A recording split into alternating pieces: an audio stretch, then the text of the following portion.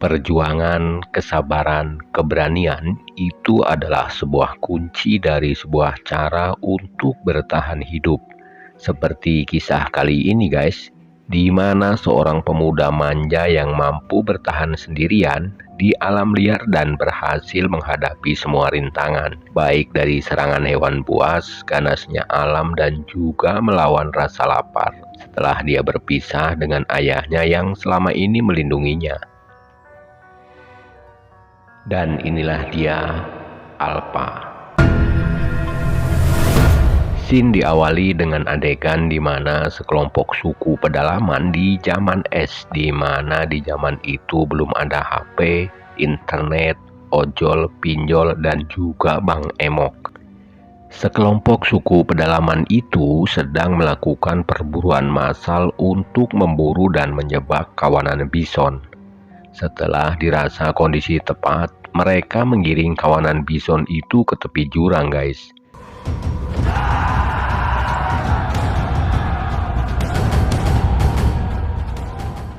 Dan strategi itu pun akhirnya berhasil.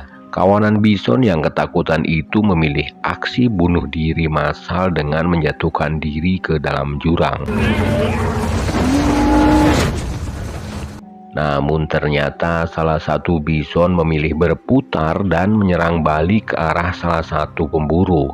Dan orang yang bison itu serang adalah Keda, tokoh utama dalam film ini guys.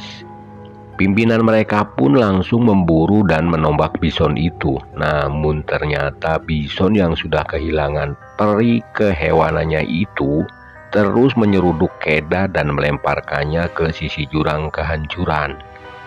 Nah guys, siapa sebenarnya Keda ini guys? Kita mundur ke 1 minggu sebelumnya. Sang kepala suku sedang mengadakan seleksi kepada para pemuda yang akan diajak berburu. Mereka diuji untuk membuat mata tombak dengan menggunakan batu. Siapa yang paling bagus, dia yang lulus. Dari sekian banyak pemuda, hanya 2 orang saja yang lulus, dan salah satunya adalah Keda. 2 orang yang lulus itu bukannya mendapat hadiah guys, tapi malah dipukuli rame-rame dengan tujuan agar fisik mereka menjadi kuat. Dan ternyata guys, Keda adalah anak dari kepala suku itu. Terlihat ayah Keda sangat bangga dengan anaknya. Malam pun kembali menggelap. Semua anggota suku itu mengadakan pesta sebelum mereka berangkat berburu besok. Mereka juga melakukan ritual demi keselamatan dan keberhasilan mereka.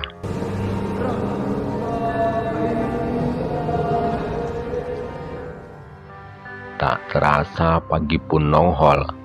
Para laki-laki yang akan berangkat terlihat berpamitan kepada keluarganya masing-masing. Yang punya keluarga, mereka berpamitan kepada anak istrinya. Yang punya kekasih, mereka berpamitan kepada pacarnya.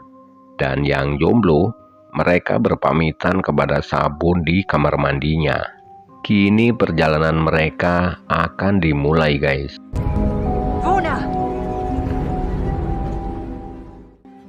Mereka berjalan menyusuri gurun dan lembah, tanpa naik ojek atau angkot yang memang pada zaman itu belum ada guys. Di saat malam tiba, mereka beristirahat sambil sesekali ngadu bako atau bermain congklak. Karena di zaman itu belum ada HP untuk bermain ludo atau sekedar spin-spin manja guys. Ayah Keda mengajarkan anaknya bagaimana menyalakan api dengan menggesekkan bambu. Namun Keda tak kunjung berhasil dan sang ayah hanya berucap, mungkin Keda belum bisa dan perlu sedikit kesabaran.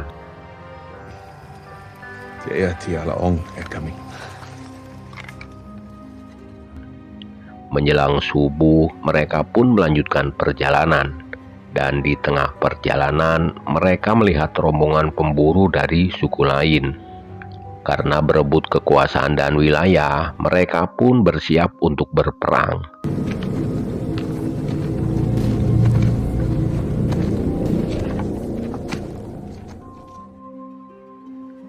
Tapi bohong guys, ternyata rombongan itu adalah sadulur salembur Baraya Sadesa, sehingga mereka pun memutuskan untuk berburu bersama.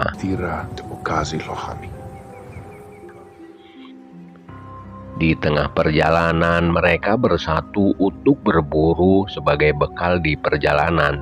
Saat mereka mendapatkan babi hutan, sang ayah menguji Keda untuk membunuhnya. Namun Keda yang masih amatiran malah kasihan dan tak tega membunuhnya.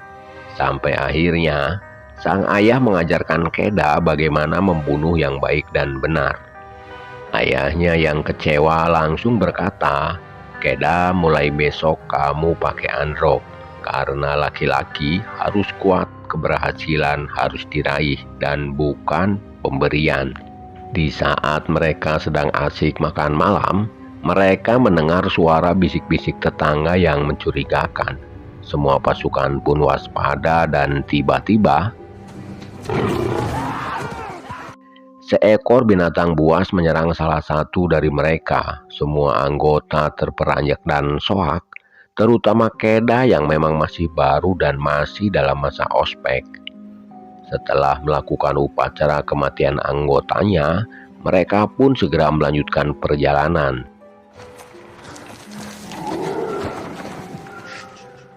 Setelah berjalan cukup jauh, malamnya mereka kembali beristirahat di dalam sebuah gua.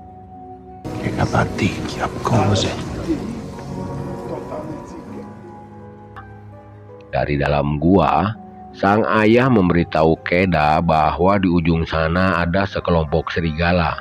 Dalam kawanan serigala itu biasanya ada Pinru atau pimpinan regu yang memimpin mereka.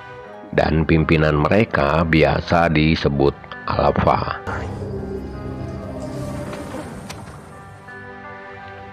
Keesokan harinya mereka telah menemukan tanda-tanda baik, karena mereka baru saja menemukan tai atau kotoran bison yang mengunduk hanet keneh alias masih hangat. Para pasukan kemudian mengoleskan wajahnya menggunakan lumpur alami sebagai pertanda mereka siap berperang untuk berburu kawasan bison itu. Setelah siap, mereka pun langsung atur strategi untuk memburu kawasan bison itu. Dan kita sudah sampai di scene awal film tadi guys.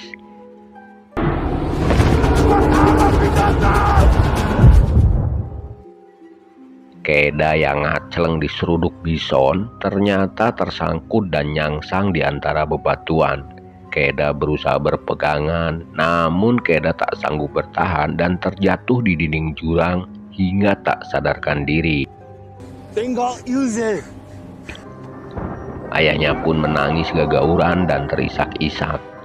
Semalaman ayah Keda terus gogorowokan dan meneriaki Keda, berharap Keda hanya ngeprank dan tersadar masih hidup. Namun rekan-rekannya mengatakan bahwa sudah tidak ada lagi harapan dan kita harus tetap pulang. Sebelum pulang, sang ayah melakukan ritual kematian untuk Keda anaknya sendiri. Setelah ayah Keda pulang, jasad Keda dihampiri oleh seekor burung bangkai.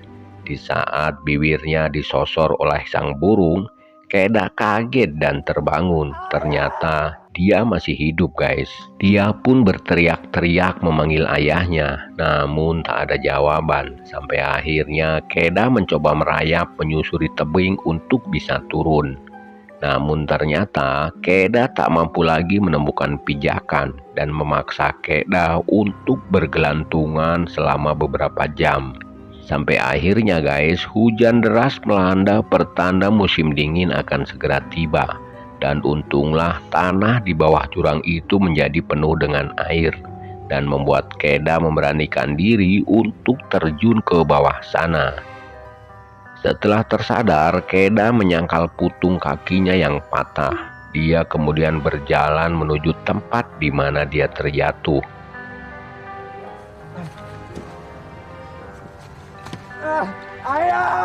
Namun Keda malah menemukan tumpukan batu, tanda pemakaman untuk dirinya.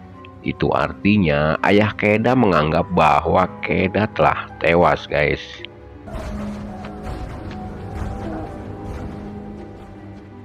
Kini Keda harus berjuang sendirian, tanpa teman, tanpa saudara, dan tentu saja tanpa ayahnya. Di saat malam, Keda beristirahat di atas sebuah kayu kering demi menghindari serangan binatang buas. Keda memakan apa saja demi untuk bertahan hidup. Di saat Keda sedang mengobati lukanya, tiba-tiba sekelompok serigala hadir untuk menyerangnya. Keda segera berlari ke arah pohon. Serigala gurun itu terus menyerangnya. Kakinya telah tergigit, namun Keda berhasil membalasnya dan berhasil melukai serigala itu. Setelah kawanan serigala pergi, Keda turun panggung untuk berniat membunuh serigala itu. Namun, nurani dan jiwa pri kehewanan Keda membuatnya tak tega untuk membunuh serigala yang tak berdaya itu. Keda justru berusaha untuk menolong sang serigala.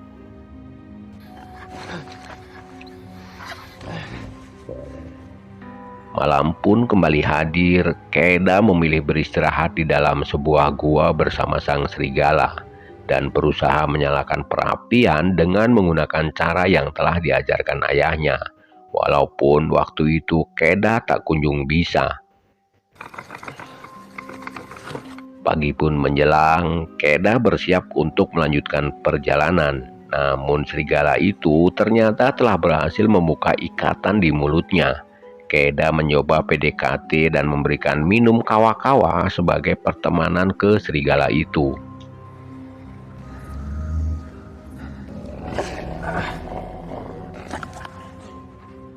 Kini Keda yang mulai bisa mandiri, mulai bisa berburu kecil-kecilan, dia berusaha untuk memburu sebuah kelinci dan ternyata kali ini dia berhasil.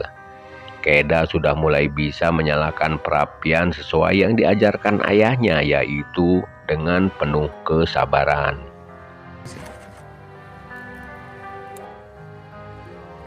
Walaupun serigala itu sudah mulai jinak, namun Keda masih kesal guys, dan keki sama sang serigala yang telah menggigitnya tempo hari. Kemudian Keda melakukan ritual seperti yang dilakukan ayahnya, yaitu melambaikan tangannya ke arah bintang untuk meminta petunjuk dari roh kakek moyangnya agar dia bisa kembali pulang. Kini Keda mulai berdamai dengan sang serigala. Mereka ngobrol gak jelas karena serigala kan gak bisa ngomong guys. Jadi di saat Keda ngabam-dam, serigala itu hanya ngahulang tarik atau menatap aneh ke arah Keda. Pagi pun menjelang, Keda akan segera melanjutkan perjalanan dan mengucapkan salam perpisahan untuk sang serigala. Namun serigala itu ternyata enggan untuk beranjak dan memilih mengikuti Keda kemanapun dia pergi. Akhirnya Keda menerima serigala itu menjadi temannya. Mereka berburu bersama untuk mendapatkan makanan.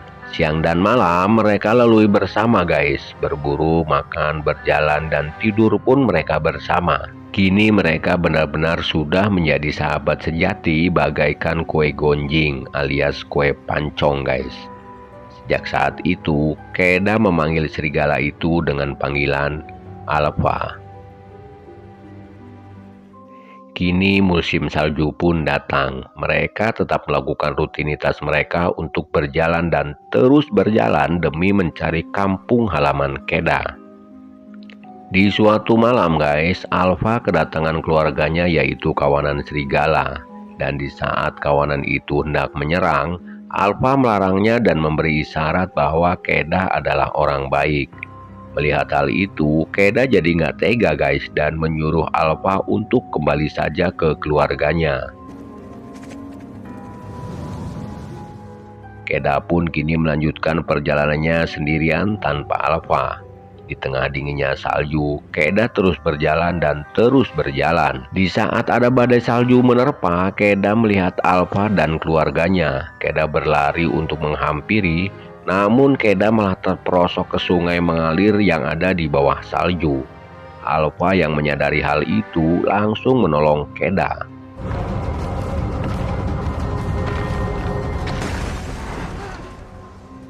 Dan semenjak itu guys, Alpha tak lagi mau meninggalkan Keda. Mereka pun kembali bersama. Di tengah perjalanan, Keda sangat riang gembira begitu melihat sebuah tenda dan seorang bapak-bapak yang sedang duduk di sana. Namun setelah didekati, ternyata orang itu telah tewas membeku. Keda mencoba memeriksa ke dalam tenda, siapa tahu ada sesuatu yang bisa dimakan. Namun hasilnya nihil tanpa hasil. Keda kembali ngehulang menahan rasa laparnya. Dan sebelum pergi, Keda mengambil senjata busur panah dari aki-aki yang telah membeku itu. Mereka pun kembali melanjutkan perjalanan di tengah badai salju. Sambil menahan ganasnya alam, mereka juga harus melindungi diri dari kejaran binatang buas. Di saat mereka berlindung di dalam gua, ternyata di dalam gua itu sudah ada macan gunung yang menunggu. Alpha mencoba menghalangi sampai akhirnya Keda berhasil memanah macan gunung itu.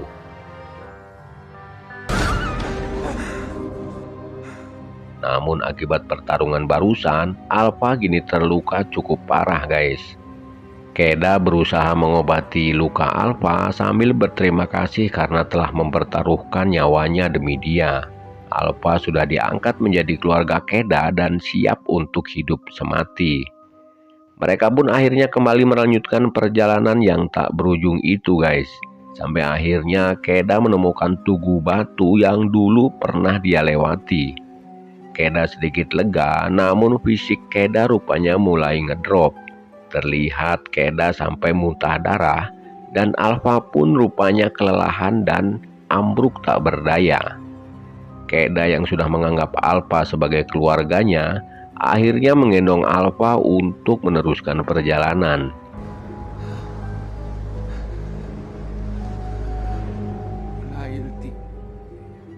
Tak berapa lama dan berapa jauh mereka berjalan, Keda tetap bersemangat, ditambah dia selalu teringat dengan ayah dan juga ibunya. Dan setelah melalui perjuangan yang sangat berat dan panjang, akhirnya Keda sampai di kampung halamannya bersama Alpha.